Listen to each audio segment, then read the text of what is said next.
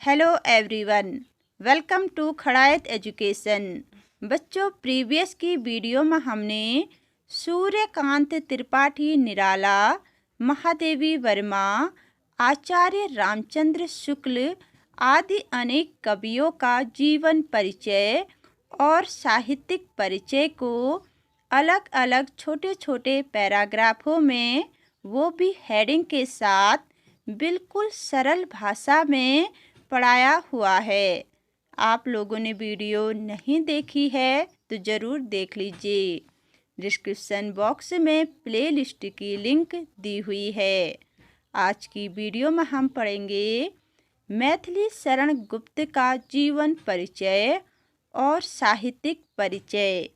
मैथिली शरण गुप्त को राष्ट्र कवि कहा जाता है, ये तो आप लोग जानते ही होंगे।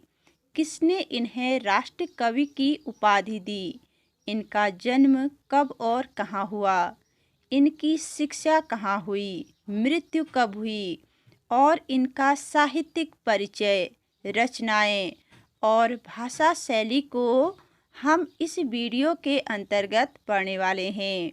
इसलिए वीडियो को शुरू से अंत तक जरूर देखिए। तो आइए शुरू करते हैं गुप्त जी का जीवन परिचय और साहित्यिक परिचय। जीवन परिचय के अंतर्गत सबसे पहले हम पढ़ेंगे इनके जन्म के बारे में। मैथिली शरण गुप्त का जन्म 3 अगस्त सन 1886 ईस्वी में उत्तर प्रदेश के झांसी जिले के चिरगांव नामक स्थान पर हुआ था। इनके पिता का नाम सेठ रामचरण गुप्त और माता का नाम काशीबाई था। इनके पिता को हिंदी साहित्य से विशेष प्रेम था। गुप्त जी पर अपने पिता का विशेष प्रभाव पड़ा। बच्चों, गुप्त जी का जन्म कब और कहाँ हुआ, इनके माता पिता का नाम अच्छे से याद करके अंडरलाइन करके लिखना है। इनके पिता एक कवि थे जो हिंदी साहित्य से बहुत प्रेम करते थे। पिता का अपने पुत्र यानी गुप्त जी पर विशेष प्रभाव पड़ा। अब है बच्चों गुप्त जी की शिक्षा। गुप्त जी की प्रारंभिक शिक्षा इनके अपने गांव चिरगांव में हुई तथा माध्यमिक शिक्षा के लिए झांसी के मैकडॉनल्ड हाई स्कूल में प्रवेश ले लिया, परंतु अधिक समय तक इनका मन वहाँ नहीं लगा और घर पर ही रहकर अंग्रेजी, बंगला, संस्कृत, हिंदी साहित्य का गहन अध्ययन किया और साहित्य लेखन करने लगे। इनके जीवन पर महावीर प्रसाद द्विवेदी का अत्यधिक प्रभाव पड़ा। बच्चों, गुप्त जी की प्रारंभिक शिक्षा अपने गांव यानी कि चिरगांव में हुई, जो झांसी के अंतर्गत आता है। इनकी माध्यमिक शिक्षा मैकडॉनल्ड हाई स्कूल में हुई, परंतु अधिक समय तक इनका मन यहाँ नहीं लगा और ये लौटकर अपने घर वापस आ गए और घर पर ही रहकर स्वाध्याय से अंग्रेजी, बंगला, संस्कृत एवं हिंदी साहित्य का गहन अध्ययन करने लगे। फिर हिंदी साहित्य का लेखन भी शुरू कर दिया। इनके जीवन पर महावीर प्रसाद जी का बहुत प्रभाव पड़ा। महावीर प्रसाद द्विवेदी को गुप्त जी का गुरु भी कहा जाता है। बच्चों, स्वाध्याय में बहुत ताकत होती है, यानी कि सेल्फ स्टडी में। इसलिए आप सभी लोग सेल्फ स्टडी में विशेष ध्यान दीजिए। अब है बच्चों इनकी मृत्यु। निरंतर साहित्य की सेवा करते हुए 12 दिसंबर सन 1964 को गुप्त जी का झांसी में निधन हो गया। बच्चों, ये तो हो गया जीवन परिचय। अब है गुप्त जी का साहित्यिक परिचय, जिसमें हम इनके साहित्य के इम्पोर्टेंट पॉइंट को पढ़ेंगे। हिंदी साहित्य जगत में गुप्त जी को खड़ी बोली के प्रथम महत्वपूर्ण कवि के रूप में जाना जाता है। इनके द्वारा लिखी गई कृति भारत भारती 1912 में भारतीय स्वतंत्रता संग्राम के समय काफ़ी प्रभावशाली सिद्ध हुई थी, जिस कारण महात्मा गांधी ने इन्हें राष्ट्र कवि की पदवी दी। बच्चों, भारत भारती एक महत्वपूर्ण रचना है जो बार बार एग्जाम में पूछी जाती है।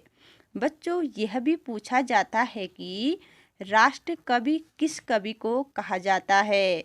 आप लिखेंगे राष्ट्र कवि मैथिली शरण गुप्त को कहा जाता है। प्रश्न यह भी बनता है कि मैथिली शरण गुप्त को राष्ट्र कवि किसने कहा। आप लिखेंगे महात्मा गांधी। साहित्य जगत में गुप्त जी को दद्दा के नाम से संबोधित किया जाता है। साकेत गुप्त जी की अमर कीर्ति है। इस पर 1932 में इन्हें मंगला प्रसाद पारितोषिक पुरस्कार दिया गया। बच्चों, साकेत रचना भी बहुत इम्पोर्टेंट है, ये भी बार बार एग्जाम में पूछी जाती है। कला और साहित्य के क्षेत्र में विशेष योगदान के लिए उन्हें भारत सरकार द्वारा 1952 में राज्यसभा का सदस्य निर्वाचित किया गया और 1954 में पद्म भूषण से भी नवाजा गया।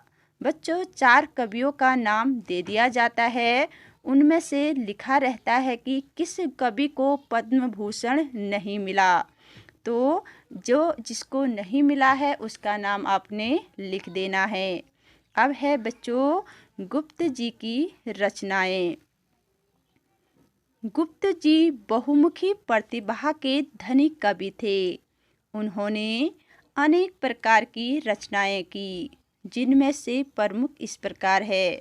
बच्चों, गुप्त जी ने बहुत सारी रचनाएं की, जिनमें से मुख्य मुख्य रचनाएं आपके सामने प्रस्तुत की गई हैं।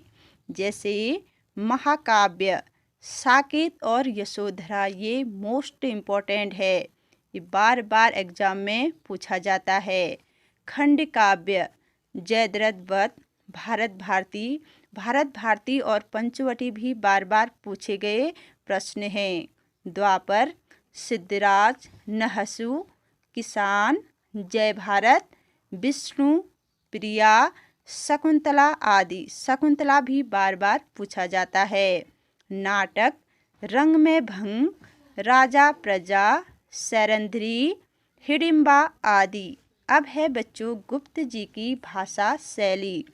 गुप्त जी ने हिंदी रचनाओं में ब्रज भाषा का प्रयोग किया है।